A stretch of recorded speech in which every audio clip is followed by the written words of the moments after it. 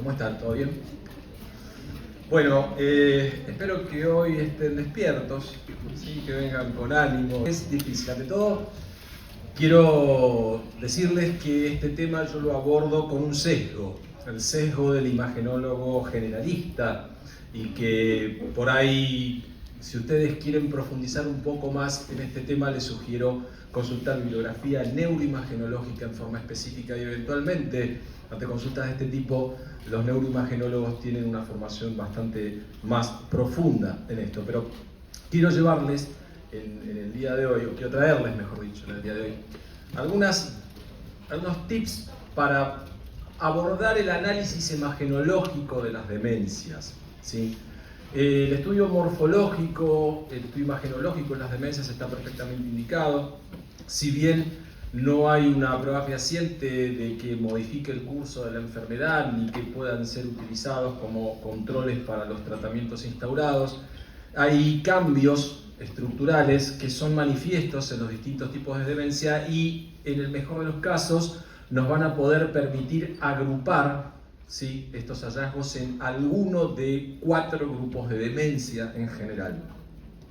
En algunos casos los hallazgos imagenológicos son muy específicos, vamos a verlos, y en otros se solapan bastante con los propios del envejecimiento, ¿sí? Entonces, en un artículo de la revista Neurodegeneration se propone un algoritmo para el abordaje imagenológico de un paciente con una sospecha de una demencia.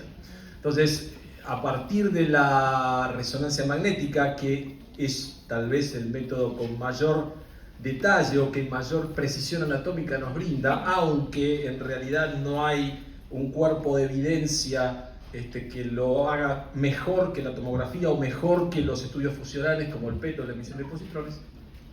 En este trabajo se propone que, ante la necesidad de evaluar imagenológicamente un paciente con una supuesta demencia, lo que nosotros tenemos que perseguir es, primero y principal, buscar aquellas causas que pudieran ser tratables de demencia, aunque esto no retrotraiga el déficit cognitivo o el déficit de asociación que pueda existir. Simplemente el buscar causas reversibles implica buscar causas con potencial tratamiento. Además de esto, lo que nosotros vamos a buscar son 2 cosas esencialmente: los cambios en la señal del parénquima encefálico, algunos tipos de cambios en particular, y patrones de atrofia cortical. Todos estos hallazgos pueden verse en pacientes demenciados o no, ¿sí? Pero su distribución y su agrupación puede darnos algunas pautas, sobre todo cuando nosotros lo correlacionamos con la edad. Una vez que tenemos estos hallazgos imagenológicos estructurales conocidos, es cuando se propone la realización de estudios funcionales con marcadores como la glucosa o como marcadores como las proteínas tau marcadas para el caso de las taupatías, u otros marcadores que permitan dar cierta especificidad regional, pero no antes de la imagen estructural. Entonces, en términos de las causas de demencias tratables, aquellas en las que nosotros potencialmente podemos encontrar una causa que morigerar, vamos a tener a grandes rasgos las causas vasculares, las endocrinometabólicas, tóxicas, infecciosas, neoplásicas, traumáticas, de hidrocefalia, neuropsiquiátricas, autoinmunes, es decir, tenemos un montón de causas posibles. Las que más quisiera señalar son las vasculares, porque las vasculares se solapan sobremanera y tienen correlación directa con el déficit cognitivo. Vale decir, cuanto mayor sea la cantidad de lesiones vasculares o presuntamente vasculares en la sustancia blanca y en la sustancia gris, se ha visto que peor es el déficit cognitivo asociado, particularmente en pacientes jóvenes. Y después otras como las tóxicas, que también tienen manifestación como imágenes focales hiperintensas en secuencias T2 y FLAIR. Esto yo lo dejo después para ustedes. Entonces, para que ustedes se den una idea, nosotros vamos a tocar algunos ítems en relación a la enfermedad de Alzheimer, a la demencia vascular, a la demencia de cuerpos de Lewy, a la degeneración lobar frontotemporal, con algunas de sus variantes como la afasia no fluyente, la demencia frontotemporal y la parálisis supranuclear progresiva. Vamos a nombrar algunos hallazgos vinculados a la enfermedad priónica de Creutzfeldt-Jakob, la demencia de VIH y la hidrocefalia crónica del adulto. Y cada una de ellas tiene algunos rasgos, pero cabe decir que estos hallazgos, o sea, los patrones, la atrofia cortical, las lesiones focales hiperintensas y las lesiones productos de microsangrado, pueden solaparse en las distintas variantes. La que más difiere de todas y las que más particularidades tiene es la enfermedad de Alzheimer. Entonces, fíjense que la atrofia cortical en el caso de la enfermedad de Alzheimer es parietotemporal, particularmente en la formación hipocampal. Ahora vamos a ver algunas cosas sobre el hipocampo. En el caso de la demencia vascular, los infartos lacunares y su clasificación mediante una escala, que es la escala de Fazekas, nos puede dar, digamos, una validación semi-cuantitativa del compromiso vascular, y en general es más difuso, afecta a la sustancia blanca de las coronas radiatas, los centros semiovales, y el patrón de atrofia no es tan particular como el de la enfermedad de Alzheimer. En el caso de la demencia de los cuerpos de Lewy, la atrofia puede ser inespecífica, pero puede ser frontotemporal también, de la misma manera que la degeneración frontotemporal. La enfermedad de Creutzfeldt-Jakob tiene una particularidad, que ya después vamos a ver, y las otras las vamos a tocar probablemente, pero de soslayo. Entonces, básicamente, cuando nosotros hacemos una tomografía de cerebro, creo que esto en alguna vez se los había nombrado, la planificación de los cortes es paralela a una línea que nosotros denominamos órbito-meatal, ¿sí? por el meato del conducto auditivo externo. Sin embargo, en el caso de la valoración imagenológica de las demencias debemos utilizar el denominado protocolo de epilepsia o protocolo de evaluación del lóbulo temporal, que es justamente angulado hacia abajo, siguiendo el eje longitudinal del lóbulo temporal. Se prefiere hacer cortes pequeños, en general con el advenimiento de la tomografía multislice. Esto no es un problema porque uno puede reconstruir en el plano que quiera y en el grosor que quiera las imágenes adquiridas, pero sí es importante en la resonancia magnética. El protocolo de resonancia magnética deberá tener secuencias ponderadas en T2, deberá tener secuencias ponderadas en FLAIR, deberá tener secuencias ponderadas en eco de gradiente y deseablemente una secuencia de difusión. El realce, la utilización de contraste endovenoso no es una indicación precisa. Lo demás son parámetros técnicos que van a variar de equipo a equipo, pero esencialmente un protocolo de cerebro con el denominado protocolo de epilepsia o protocolo cognitivo orientado al lóbulo temporal es más que suficiente. ¿Sí? ¿Saben quién es él? Él es Bruce Willis. Este es John McClane en la película Duro de Matar 1. ¿Sí? Está padeciendo una demencia frontotemporal en este momento. Bueno, vamos a ver un poquitito la taxonomía de los cambios de señal. Esencialmente ustedes tienen que recordar dos cambios de señal. Las imágenes focales o las imágenes hiperintensas en T2 y FLAIR, ¿sí? Y las imágenes hipointensas, vale decir negras, en las secuencias de eco de gradiente, ¿sí? Entonces, buscando estas imágenes en los cerebros que nosotros estemos estudiando, tenemos que definir si esas imágenes existen. Si esas imágenes no existen, es muy probable que el cuadro que nosotros estemos viendo no sea de origen vascular. Ahora, si existen, ¿sí? ¿Se localizan en la sustancia blanca? Si así es, hay que ver si son confluyentes, si son multifocales, si afectan más de un cuarto del total de la sustancia blanca, ¿sí? Y si es así, la primera opción que nosotros vamos a manejar es una enfermedad de pequeños vasos. Si tuviera compromiso preferente del lóbulo temporal en pacientes jóvenes, uno de los diagnósticos a considerar es el CADASIL, que es una angiopatía con lesiones isquémicas de transmisión autosómica dominante que afecta a pacientes jóvenes, ¿sí? Ahora, después, si esa hiperintensidad de señal tuviera restricción de la difusión, y esta es una excepción, ¿sí? Y afecta particularmente al cuerpo estriado y o al neocórtex, el diagnóstico a pensar es la enfermedad de Creutzfeldt-Jakob, que es la única demencia en la cual nosotros vemos un patrón con restricción de la difusión, ¿sí? Después, si esas imágenes hiperintensas tienen una localización específica, deberemos chequear cuál. Básicamente nos vamos a fijar en los tálamos, ¿sí? En el territorio de las arterias cerebrales anteriores, en los territorios de deslinde, ¿sí? O en los territorios de las arterias perforantes, vale decir, los ganglios de la base, la cápsula interna. Entonces, si tenemos una afectación tanto de la sustancia blanca como de la sustancia gris, probablemente estemos ante una enfermedad de pequeños vasos, ¿sí? Entonces, fíjense que a partir de la consideración de dónde están localizadas estas imágenes, dónde son prevalentes, si son confluyentes o no, si afectan o no la sustancia gris, podemos ir achicándonos un poquito en el espectro diagnóstico. Entonces, recordando una vez más la terminología en resonancia magnética, vamos a ver que cuando ustedes vean un líquido estático brillante o blanco en una imagen de resonancia magnética, ustedes tienen derecho a pensar que esto es un T2.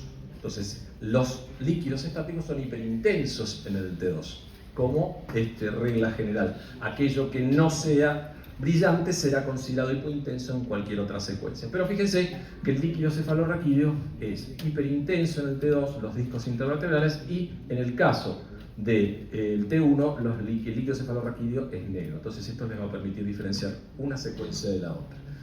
Este es el mapa de secuencias que nosotros utilizamos en cualquier estudio de cerebro, que son la difusión, ¿sí?, con el mapa de ADC, que se evalúan en forma conjunta para ver si existe o no restricción de la misma.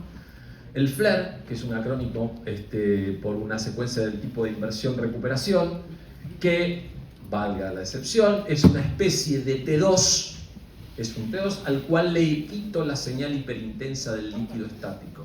¿Está bien? Pero asumamos que es una secuencia con nombre propio.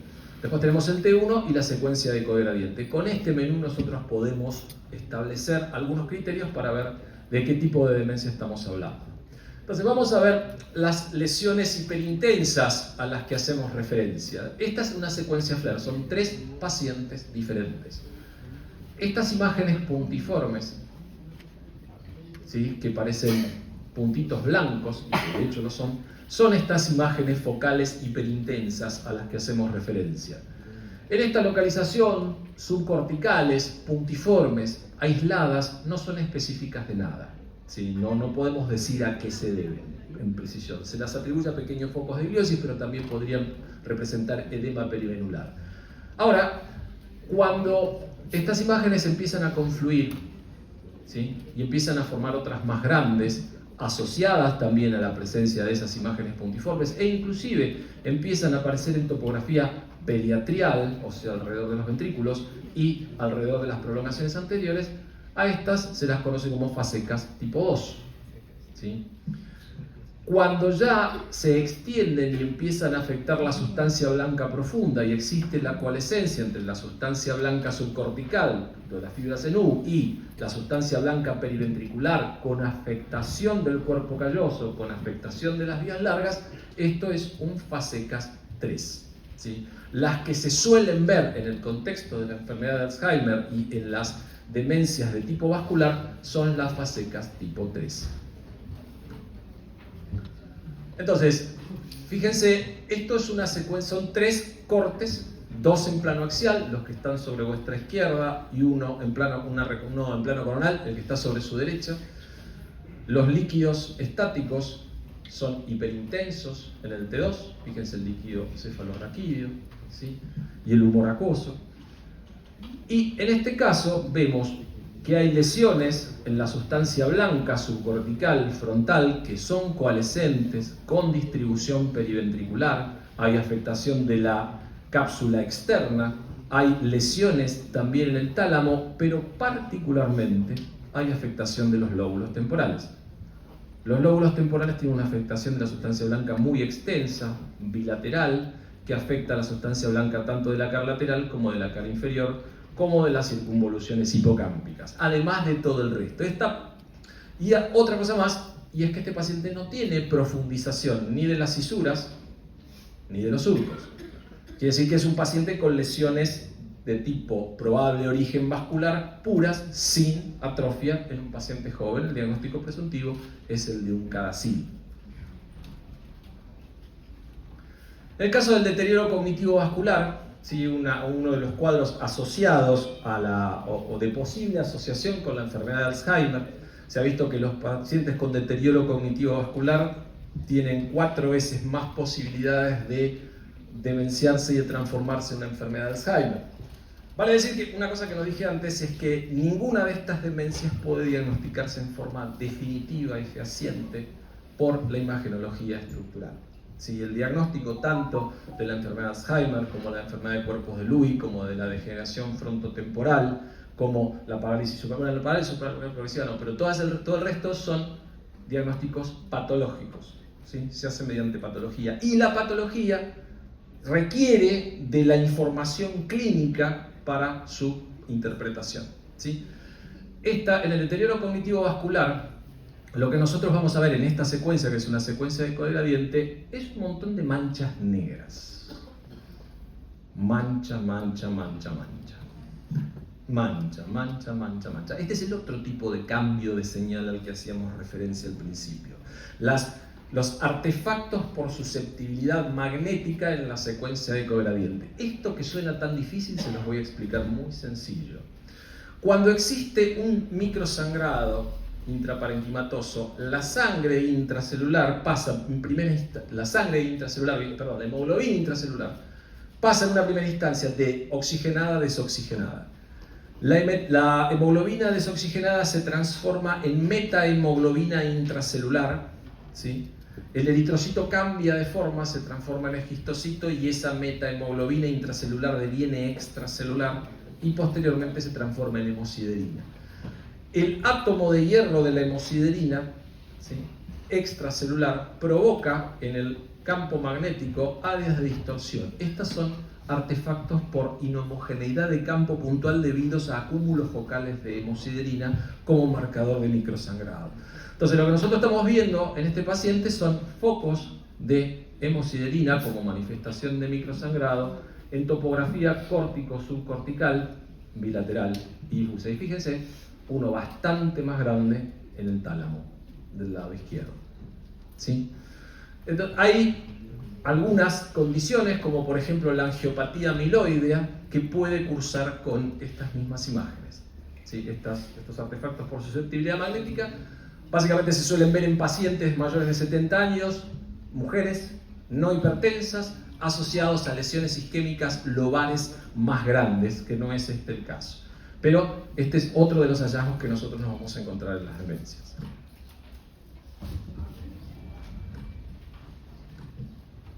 Otro ejemplo, en este caso asociado a ¿qué? A atrofia del tronco del encéfalo, profundización de espacios interfoliares del cerebelo y estas imágenes, que se ven hiperintensas en el T2 y aquí las vemos negras. Fíjense que en el T2 apenas se ven, ¿sí? Estos son acúmulos focales de hemosiderina, aquí en las cápsulas externas y en los tálamos.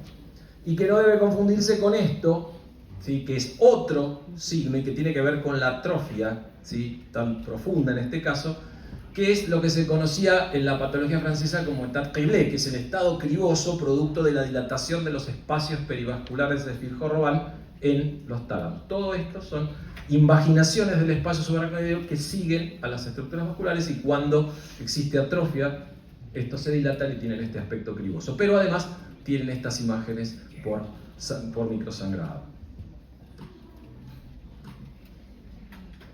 La única demencia con difusión positiva es la enfermedad priónica de Creutzfeldt-Jakob, ¿sí?, en la cual en las zonas afectadas existe el acúmulo de una proteína infecciosa no viral denominada prión. Es una enfermedad priónica y tiene la particularidad de tener una afectación cortical, ¿sí?, y ganglio basal. En este caso podemos ver que existe una restricción de la difusión, vale decir, una disminución de la movilidad de las moléculas de agua en la corteza occipital, ¿sí?, en la región opercular izquierda, ¿sí?, en el núcleo lenticular del lado derecho, del lado derecho, corteza, ¿sí?, cortical, cisura calcarina, corteza occipital, ¿sí?, cara interna del lóbulo parietal y polos occipitales.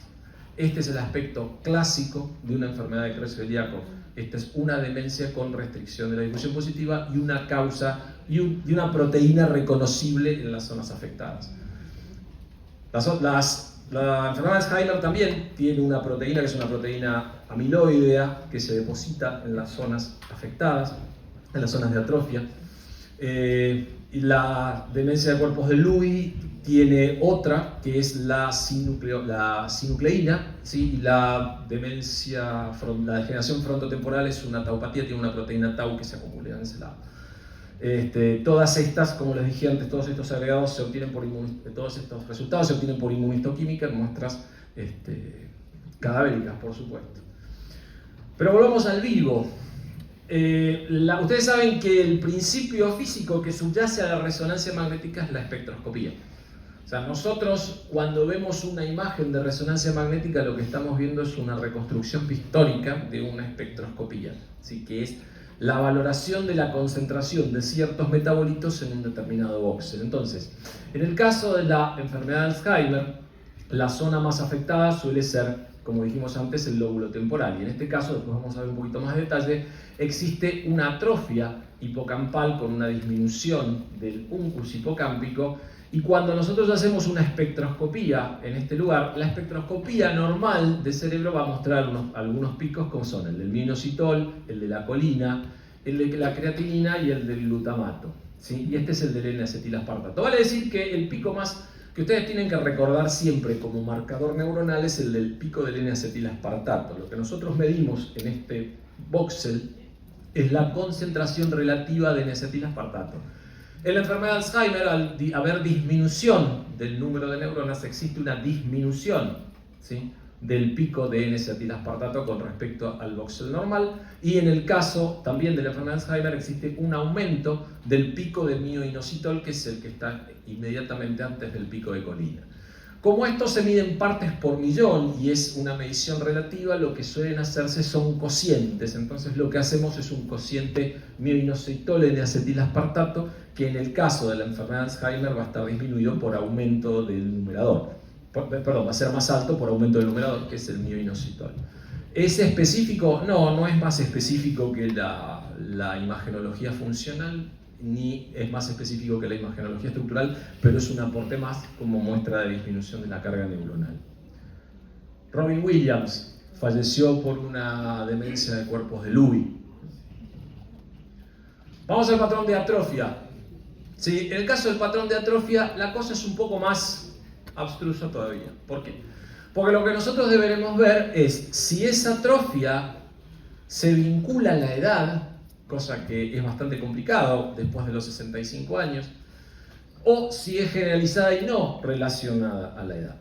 Vale decir una cosa, hay un software automatizado que permite obtener una volumetría cerebral y de esa manera poder determinar el grado de atrofia. Bueno, no hay estudios que confirmen que esa volumetría automatizada es mejor que la evaluación visual, ¿sí? Con respecto digamos, a la performance diagnóstica del método.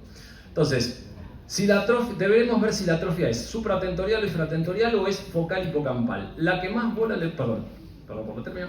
A la que más bola le deberemos dar es a la focal hipocampal porque es la que más se relaciona con la enfermedad de Alzheimer, que es la más frecuente.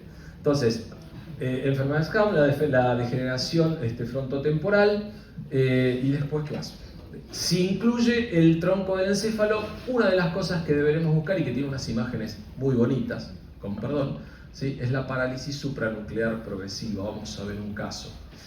Si fuera focal lobar, deberemos ver si es parietal, occipital o frontal, y en el caso de que sea frontal deberemos ver si es derecha o izquierda. En el caso de que sea temporal deberemos ver si es derecha o izquierda, porque por ejemplo, si es mayor del lado derecho que del izquierdo, una de las sospechas diagnósticas es la variante de comportamiento de la degeneración frontotemporal, por ejemplo. Después, si es parietal y occipital, tenemos que considerar también la demencia de cuerpos de Lewy y después la atrofia frontoinsular posterior en el caso de que sea lobar y mayor a la izquierda que a la derecha. Esto lo van a tener que ver y no es matemático, ¿sí? Hay por lo menos 3 escalas para medir la atrofia. Hay una para la atrofia global, hay una para la atrofia del lóbulo temporal, hay una para la atrofia del lóbulo parietal, ¿sí? Y si ustedes se fijan, los cambios son muy sutiles. Lo que yo les sugiero para que empiecen a entrenar vuestra vista es tomar los casos extremos. Tomen el grado 0 en la escala de atrofia global y tomen el grado 4, el grado 3, ¿sí? El que se encuentra a su derecha. El que se encuentra a su derecha, sobre vuestra mano derecha, es lo que se conoce atrofia cortada a cuchillo. Parece que las circunvoluciones estuvieran cortadas finitas como un cuchillo. Existe una profundización de las mismas, ¿sí? Y además en general se asocian a cambios en la sustancia blanca en el T1. ¿Por qué? Porque esas lesiones hiperintensas que se veían en el T2, cuando son más extensas, cuando van más allá, se empiezan a ver en el T1. La grado 1 y la grado 2 son complicadas. Y vamos a la más linda de todas, que es la escala de atrofia temporal. La atrofia temporal, yo no sé si ustedes se dieron cuenta de que ustedes están llamando hipocampo a algo que está dentro del cerebro, ¿sí? Y ustedes nunca vieron el hipocampo en el cerebro, ¿sí? Bueno, el hipocampo en el cerebro lo van a ver en el corte coronal, ¿sí? Que es esta estructura que se encuentra acá. Esta sería la boca del hipocampo, la cabeza, el cuello, el cuerpo y la cola, ¿sí? Ese es el hipocampo. Entonces el hipocampo tiene varias regiones, tiene lo que se llama giro dentado, la corteza que está dividida en 4 regiones, el subiculum, el giro parahipocampal, ¿sí? Y el hipocampo propiamente dicho, que es este que tiene la corteza, y este es lo que se denomina surco esplénico, ¿sí? Entonces, nosotros podemos reconocer cada una de esas estructuras acá, pero a nosotros nos van a importar 2 estructuras esencialmente. La fisura coroidea, que es esta que se encuentra acá arriba, ¿sí? Y el hipocampo in toto, o sea, en conjunto, no solamente una de sus partes, porque acá no estamos viendo una malrotación hipocampal, sino que estamos evaluando la atrofia. Entonces, a medida que el lóbulo temporal se atrofia, la fisura coroidea se vuelve más ancha, ¿sí? Y no solo la fisura coroidea, sino que esta distancia, que es el ancho de la prolongación ventricular, se vuelve más ancho. Entonces, aquí nosotros tenemos una posibilidad que es la medida del ancho de la prolongación ventricular temporal. ¿Se pudo esto constituir como un biomarcador imagenológico para determinar que esto es Alzheimer? No, pero sí de atrofia temporal. Si yo tengo, por ejemplo, un hipocampo que mide con un ancho, ¿sí? Que este ancho supera los 7 milímetros, puedo decir que es un grado 4 de atrofia temporal. ¿Sí? Eso es importante. Y en la tomografía ustedes lo pueden normalizar. ¿Recuerdan el índice de Evans?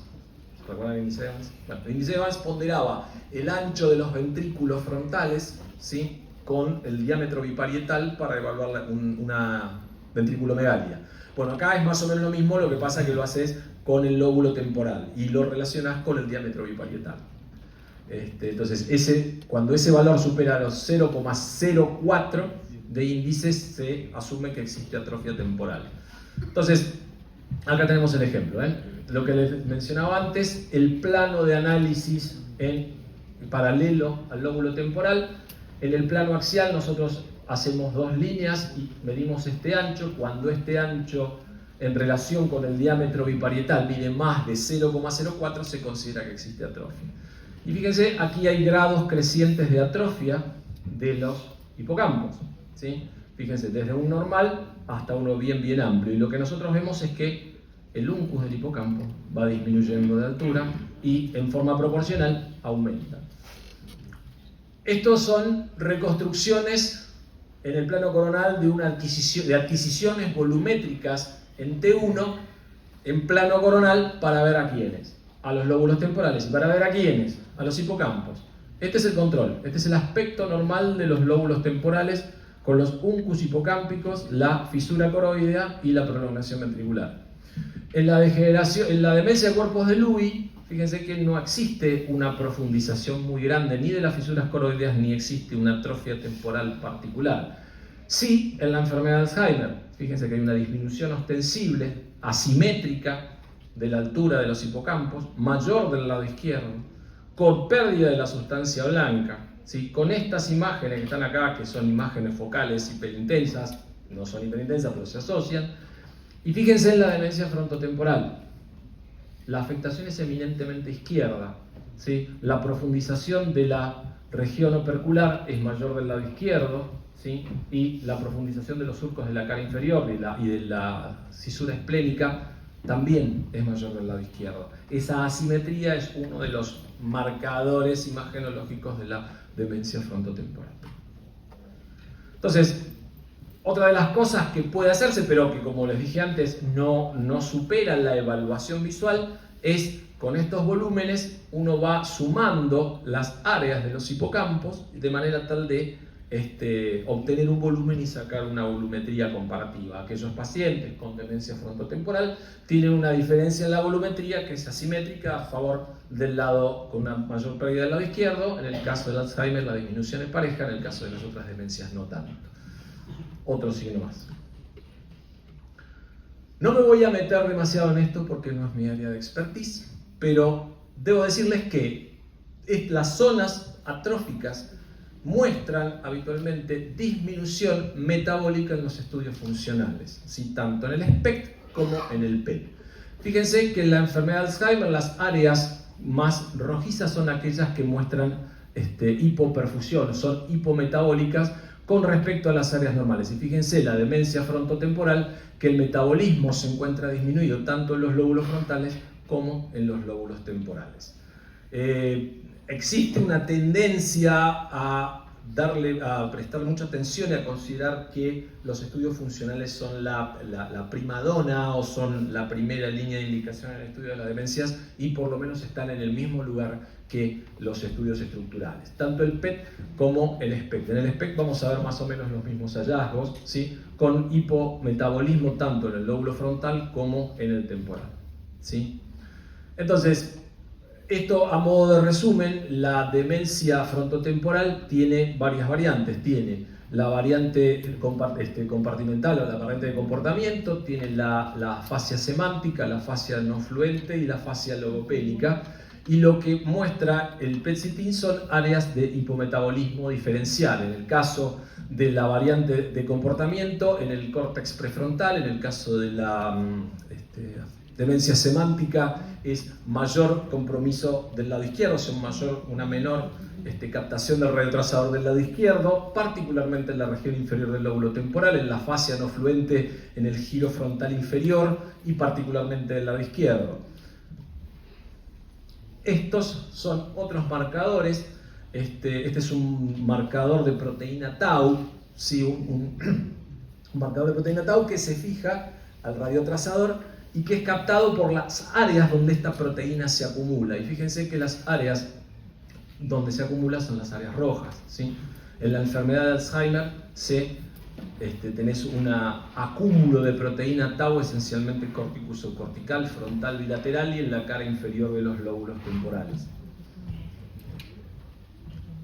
En el caso de los lóbulos parietales, la cosa es un poco más compleja, pero vuelvo a invitarlos a lo mismo. Lo que vemos acá son reconstrucciones en el plano sagital de un volumen adquirido en T1. Y vamos a localizar 2 o 3 estructuras tanto en la primera línea como en la última. La primera es la normal, la última es la más comprometida. Entonces, acá vamos a ver el surco parieto-occipital, ¿sí? El precúneo, ¿sí? Y la circunvolución del cíngulo. Y fíjense que estas son las mejores, ¿sí? Este es un lóbulo parietal normal, fíjense aquí, la profundización de los surcos y la cisura. Esta es la circunvolución del cíngulo posterior, ¿sí? Es muy sutil, pero siempre busquen estos dos, ¿sí? El cíngulo posterior es acá, estas dos líneas que se enfrentan, los va a ayudar mucho. Esto y esta es la circunvolución central, esto es poscentral, esto es precentral. Acá se ve un poco mejor. Fíjense, el cíngulo posterior es estos surcos se encuentran bien ensanchados, ¿sí? Esta es la circunvolución del cíngulo que también está hipotrófica, ¿sí? Y además existe, en este caso puntual, adelgazamiento del cuerpo calloso y todas estas áreas hipodensas confluentes en la sustancia blanca. Entonces, en la demencia por cuerpo de Lewy, vos tenés que existe atrofia cortical, ¿sí? Y occipital, bilateral. Fíjense que también existe profundización de los espacios interfoliares, pero la profundización de los surcos parietales y occipitales es mayor que la de los lóbulos frontales y de los de la cara lateral de los lóbulos temporales. En la degeneración lobar frontotemporal, fíjense, este es un paciente añoso. Los surcos amplios del envejecimiento en general son bilaterales y simétricos, pero fíjense que a nivel frontal la profundización es mayor. Las incumulaciones son más delgados y los espacios subaracnoideos son más amplios. Fíjense en la cara lateral de los lóbulos temporales, en los lóbulos parietales, y sobre la cara medial y superior de los lóbulos parietales, ¿sí?, se ven los signos de atrofia. Fíjense también la profundización de las cisuras coroideas y el aumento de la altura de las prolongaciones ventriculares. Entonces, en este caso, lo que nosotros podemos decir es que este patrón de atrofia es un patrón de atrofia que afecta preponderantemente los lóbulos frontal y temporal. Afasia no fluyente progresiva. Otro. Habitualmente ustedes cuando vean los informes de estos estudios, en la inmensa mayoría de los casos los van a ver informados como fenómenos involutivos, profundización de espacios subaracnoideos y surcos corticales, cambios vinculados a la senescencia, pero vayan un paso más allá. Fíjense si ese patrón tiene una distribución particular, si tiene una distribución lobar. No todo es tan sencillo. En este caso, fíjense, en la afasia no fluyente progresiva habíamos visto que las áreas hipometabólicas estaban en el hemisferio izquierdo, en las áreas vinculadas al habla. Fíjense la región del opérculo, ¿sí? El opérculo donde se unen el lóbulo frontal, el temporal y el parietal. Es más amplia la región de la ínsula y los surcos aquí son más amplios, ¿sí? Fíjense en la reconstrucción coronal del lado derecho, esto es más amplio que el lado izquierdo, por supuesto en un contexto de una atrofia global. Fíjense que también tenemos los espacios interfoliares bien amplios, ¿sí?, y los surcos corticales parietales también, pero preponderantemente la afectación es más izquierda y más opercular, ¿sí? En la demencia semántica pasa algo parecido. Fíjense, la región opercular es más amplia de este lado, el lóbulo parietal parece el lóbulo temporal parece más pequeño, particularmente en el polo, ¿sí? Y aquí en la reconstrucción FLED, en el plano coronal, parece más claro que tanto los surcos y las inconvoluciones de las caras lateral e inferior del lóbulo temporal son mayores que del lado derecho, lo mismo que la atrofia del hipocampo.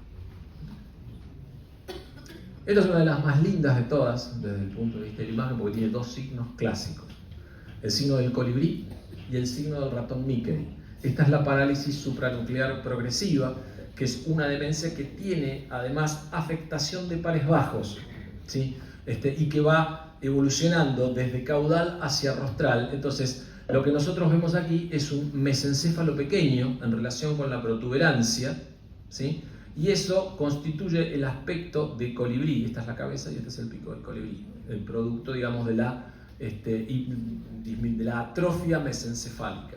Pero además, esta atrofia mesencefálica en el plano axial muestra, ¿sí?, la disminución del volumen mesencefálico con la prominencia de los pedúnculos cerebelares. Esto constituye el signo del ratón Mickey, ¿sí?, imagenológicamente. Entonces, la parálisis supranuclear progresiva es una demencia que asocia afectación de estructuras de fosa posterior.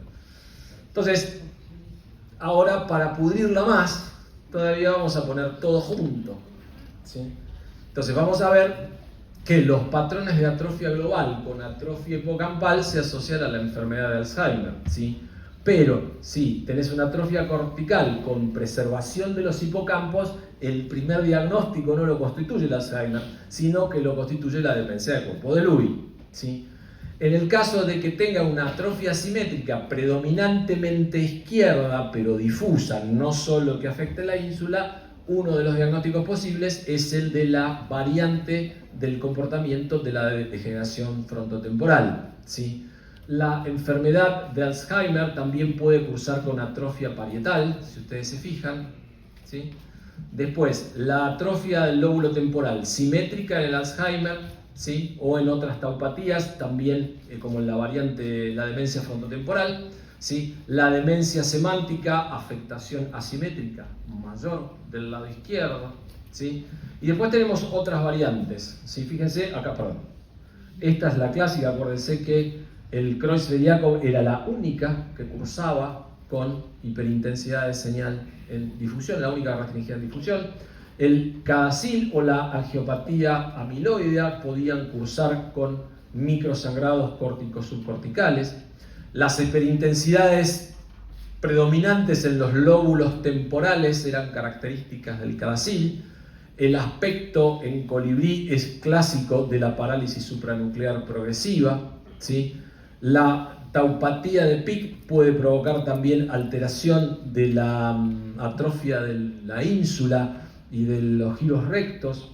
En fin, esencialmente la localización de la atrofia más las alteraciones de señal pueden, grosso modo, establecer 5 grupos de pacientes: las demencias vasculares, la enfermedad de Alzheimer, la degeneración frontotemporal, la demencia de cuerpos de Lewy. Creo que dije los 5, ¿eh? Pero, ¿dije 4? Dije 4, me falta una, la parálisis supranuclear progresiva. Estas las podemos ubicar. ¿Existe superposición con las mismas? Sí. ¿Existe asociación de los mismos? Sí. Por eso es tan complejo su diagnóstico. Entonces, desde el punto de vista de las 4 más comunes, o sea, el Alzheimer, la variante compartimental del labio frontotemporal, la fascia primaria progresiva, la demencia vascular y la demencia de cuerpo de Lewy, atrofia temporal, parietal ventriculomegalia, pérdida de volumen. ¿Sí? Esta pierde volumen particularmente en el lóbulo temporal y habitualmente es asimétrica. ¿Sí? Y después, desde el punto de vista funcional, esas áreas se asocian a hipoperfusión y hipometabolismo, lo mismo que la variante compartimental de la demencia frontotemporal. Después, la demencia vascular no tiene un patrón específico de perfusión, ¿sí? Eso nos ayuda a diferenciarla del Alzheimer, ¿sí? Si la hipoperfusión es occipital o parieto-occipital, o hay un aumento de la captación de los marcadores de dopamina en los ganglios de la base, podemos pensar en una demencia de cuerpos de Lewy. Y el resto de los diagnósticos es un poco más difícil porque es por exclusión, las afasias no fluentes, la demencia semántica, ¿sí? Bueno, no sé si la vieron, este es el hijo de la novia, ¿sí? En ella Norma Leandro representa a la madre de Ricardo Darín, es una paciente con enfermedad de Alzheimer, ¿sí? Cuentan la historia suya. La anterior, la que les había mostrado antes, era un fotograma de una película que se llama Despertares, que cuenta la historia de un médico que se llama Oliver Sacks, en el contexto del tratamiento de una epidemia de encefalitis letárgica. Es un caso real, se las recomiendo fuertemente. Bueno, les pido disculpas, es un tema muy abstruso.